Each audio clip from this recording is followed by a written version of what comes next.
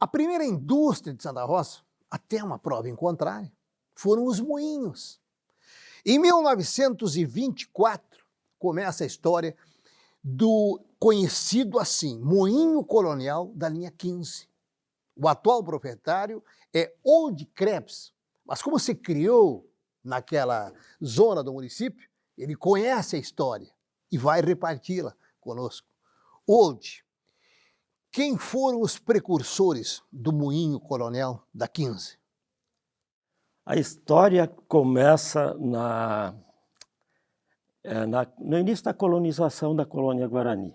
Tudo começa, vamos dizer, Guarani começou a receber imigrantes a partir do ano 1900, e a linha 15, a linha 13 de maio, ali entraram os primeiros imigrantes no ano 11, 1912, e assim progressivamente. E a história do moinho, dentro dessa história toda, ela inicia... A gente tem alguns vazios que, vamos dizer, nem tudo a gente sabe explicar. Porque nem tudo nós conseguimos também saber, porque faz bastante tempo. E não tinha registros. Não tem, tem poucos registros sobre isso. Mas vamos lá, o que você puder resgatar... A questão toda é assim, ó, um imigrante chamado Jan Stachischen, consta em alguma documentação que era um austríaco. Ele tomou posse do lote número 40, da linha 13 de maio, onde está situado o moinho, até hoje. E isso foi no ano 1911 ou 12. E daí tem um vazio que a gente não tem mais aonde perguntar, as pessoas não vivem mais, né? Os familiares se dispersaram. Mas assim, no ano 24 já existia um moinho lá. Esse moinho existia, a gente descobriu isso conversando com um cidadão que nasceu em 1924, naquele local, e o pai dele tinha esse moinho, era um moinho pequeno, bem rudimentar, e em 1926, então o pai desse cidadão saiu de lá.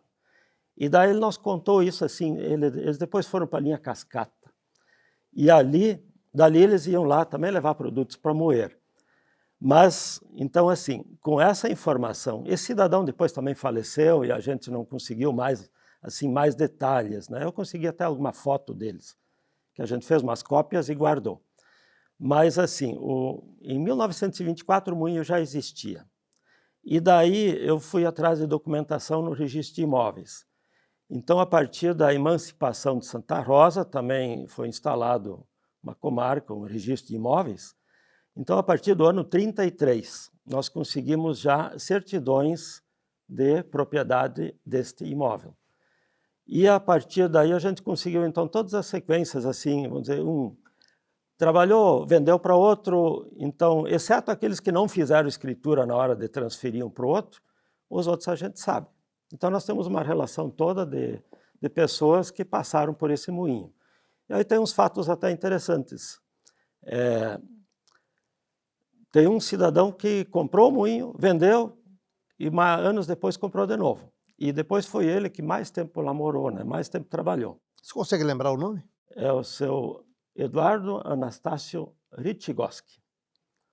Então, assim, ele em 1944, ele comprou esse moinho, em 1949 ele vendeu ele, e daí em 1954 ele comprou de novo, e a partir daí ele depois faleceu lá em 98, 99, né?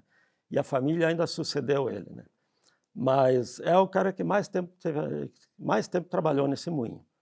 Por isso ele era conhecido pelo moinho do Ritchigowski, ou Gigowski. Uma abreviação simplificada do sobrenome? Gigowski seria o nome mais simples, né? Mas o nome dele, na verdade, se escreve R-Z-Y, e assim por diante, né? Que eles pronunciavam... mas eles pronunciavam isso como Ritchigowski. Tá bem. Old Krebs, você fez referência à linha 13 de maio. Ele é conhecido como Moinho Colonial da linha 15, porque a linha 15 de novembro tem mais história, é um pouco maior em concentração? Eu acho que sim, porque antes ele era o moinho do Gigowski. Daí a Unicoper comprou ele, daí passou a ser o moinho colonial da Unicoper. E como a Unicoper parou, depois que nós compramos ele, nós não damos nome para ele. Era o moinho do Vygotsky. E aí o pessoal começou a chamar isso de o moinho da linha 15, moinho da linha 15. Que na verdade a linha 15 é a linha que tem mais expressão lá, é mais conhecida. É a linha da história da soja. O Memorial da Soja fica na nossa esquina lá, né? Eu acho que é por isso. Se esse será o nome definitivo, eu não sei. Muito bem. Nós precisamos fechar essa conversa depois, tá? Com o moinho nas condições atuais 2021. Old Krebs, este moinho, ele foi o primeiro, está entre os primeiros de Santa Rosa. E eu gostaria que você falasse, principalmente para as gerações atuais, a importância de um moinho nos idos de 1910, 1920, tá? Hoje nós temos moinhos movidos aí a maquinário moderníssimo, tá? Mas na época, o que era o objetivo de um moinho? Imagina o seguinte, você está entrando numa área nova, é um lugar que não morava ninguém, não tinha nada. Aí, primeira coisa é produzir comida. De que jeito? O quê? E daí, assim, existia as fontes de energia para a época era o quê? Era uma cascata, é água. E a partir disso, aquelas propriedades que dispunham de uma queda de água eram as visadas. E o lote 40 tem uma cascata, uma queda d'água de 10, hoje deve ter uns 14 metros de nível de água, né, de queda. Isso era um potencial enorme para começar alguma indústria para fabricar comida. Não existia cidade, não existia luz, não existia moradores, não existia lavoura, não tinha máquinas, o pessoal entrava com uma enxada e uma foice, um facão, um machado, sei lá. Né? Então, qualquer queda d'água era explorada, era potencial para isso. Né? E o nosso moinho lá, o moinho da linha 15, ele, do Rio Comandaí para cá, a imigração teve uma sequência. Ela começou junto às margens do Rio Comandaí e foi entrando linhas adentro. Aí tem particularidades, né? Tipo a colônia Guarani é dividida em linhas norte e sul, com 100 colônias, daí muda de nome, tem os travessões, as linhas têm 2 quilômetros entre uma e outra, as colônias são de 25 hectares, 250 metros de frente, 1000 de fundo, toca com a colônia da outra linha, e naquela realidade, fazer comida. E aí eu acho que uma das primeiras indústrias que existiram ali foi transformar grão em farinha, em farelo. O pessoal conseguiu plantar um pouco de trigo, mas não comia o trigo, né?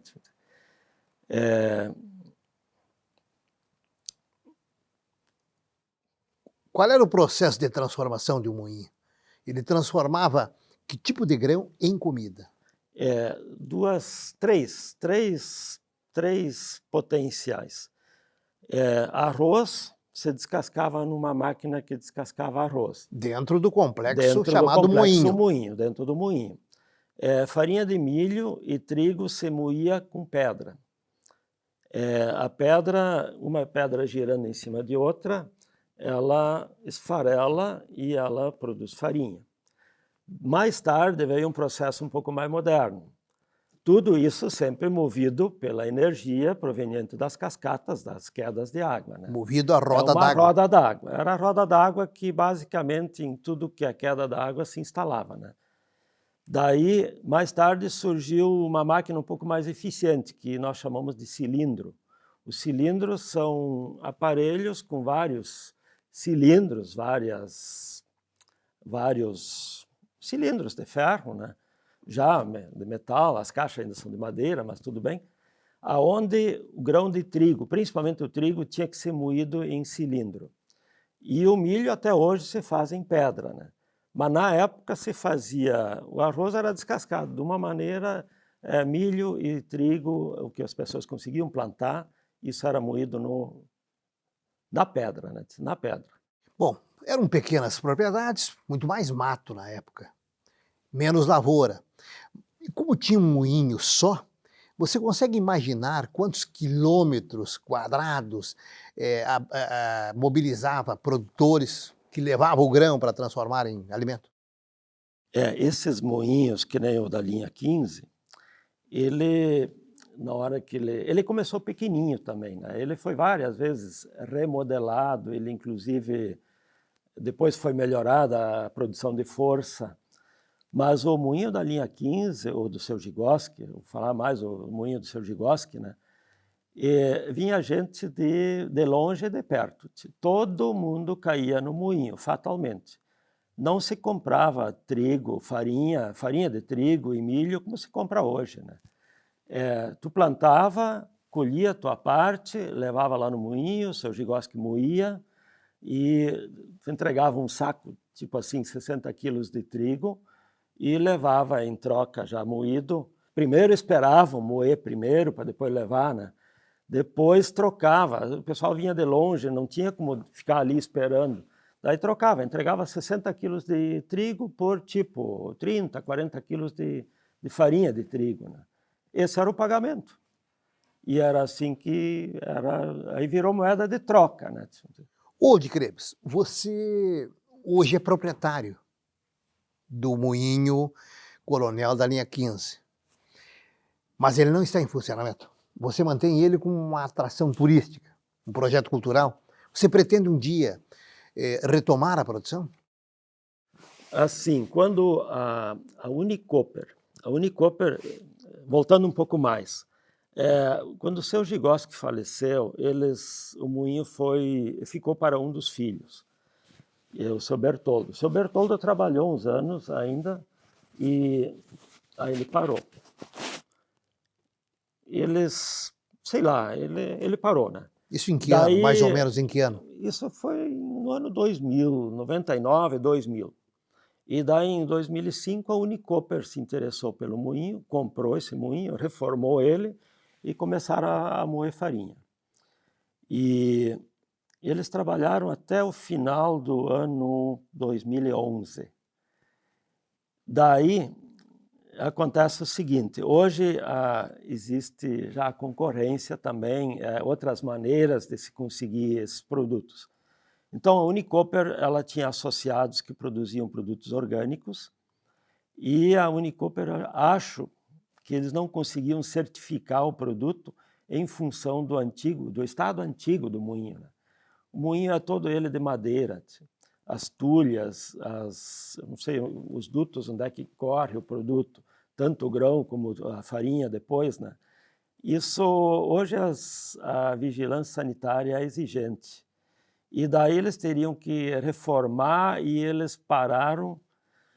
E eles hoje, pelo que eu sei, eles estão moendo em outros lugares e não compensa, acho eu que não compensa mais hoje querer moer farinha nessas condições. Quando é que começa a tua relação com o moinho? Olha, eu conheci o moinho no tempo quando eu era criança, nós morávamos lá Tá, perto. mas como dono? Assim, em 2012 nós compramos o moinho, porque a Unicoper parou e eles tentaram vender ele, ninguém comprava. E daí entra um pouco uma questão de história da localidade. Daí, assim, essa localidade, ela conta junto a história dos imigrantes alemães que vieram da Volínia, uma região da Rússia.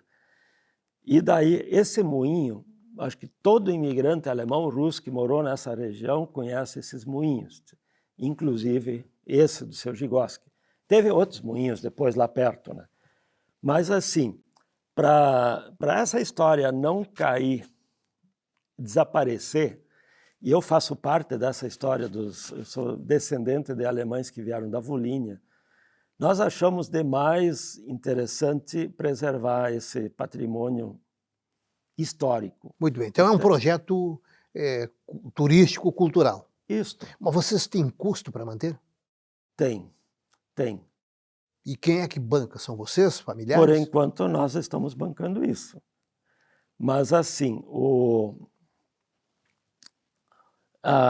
moinho todo ele funciona, ele ainda continua sendo movido a água, não tem uma máquina elétrica. Aí entra a questão dos moinhos modernos, cada máquina tem um aparelho, um motor elétrico do lado, liga a chave, funciona, desliga, e os moinhos antigos não tinham nada disso.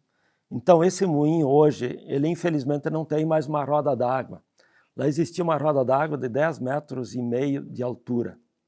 Essa não existe mais. Ela apodreceu, o seu Gigoski achou mais fácil instalar uma turbina hidráulica, que é o mesmo sistema, só que é uma máquina pequena que aproveita o fluxo da água e gera força, né? Mas ele, assim, abriu a água, o moinho está trabalhando. Daria para usar. Claro. Qual é o melhor momento da história do Moinho Coronel da linha 15 em produção? No início, final da década de 50, início da de 60, aí o moinho foi todo ele reconstruído. E ele foi ampliado, tanto que ele tinha 2 cilindros, hoje tem 4. E ele foi melhorado muito, e a partir daí acho que foi o pico assim, de produção dele. Só para terem uma ideia, 4 cilindros funcionando, uma pedra moendo, eles conseguiam produzir 25 sacas por dia, trabalhando dia e noite. Então o moinho não produz muito, é uma coisa muito morosa, né? Por isso que tinha que ter muitos moinhos e assim mesmo, sempre havia demanda. Para ter uma ideia, aquele moinho lá tinha, às vezes chegava a ter fila assim de 40 carroças esperando para trocar um trigo por farinha, ou para descarregar ou para carregar, né? Então, eu acho que assim, até mais ou menos o final dos anos 90, ele funcionou a todo vapor. A Unicoper depois trabalhava com ele ocioso já. Eles trabalhavam 2, 3 dias, daí parava, né? Muito bem. Eu não sei em que ano você está assistindo essa conversa com o Old Krebs. Tomara que esse projeto turístico, cultural, não morra. O custo é da família Krebs. Tomara que isso também vire um projeto do município, não é verdade? Você pretende manter essa ideia até quando? Não, eu fiz o seguinte, nós pedimos o tombamento do moinho. Tombamento para incluir ele no interesse histórico do município, da região, e isso até para garantir assim a sobrevivência dele, né? Eu posso amanhã depois cansar, né, e ele ser vendido, ser derrubado, né? Tantos já passaram pela história desse moinho, é verdade? Esse, na verdade, chega a ser o último aqui dessa região toda. É mesmo? Não existe outros. Né? Muito bem. Old Krebs, muito obrigado por ter repartido essa história conosco, tá? E que esse projeto continue, porque muitas pessoas não imaginam como funciona ou como funcionava o moinho colonial que transformava grãos em comida, não é verdade? Obrigado, Old. Eu que agradeço. O que depender da nossa parte lá, esse moinho vai continuar de pé. A manutenção existe. Amanhã depois nós vamos ter recursos para manter ele talvez mais fácil. Mas é um legado que as gerações futuras vão agradecer, eu acho, pelo fato de a gente ter conseguido salvar um, né? Muito bem.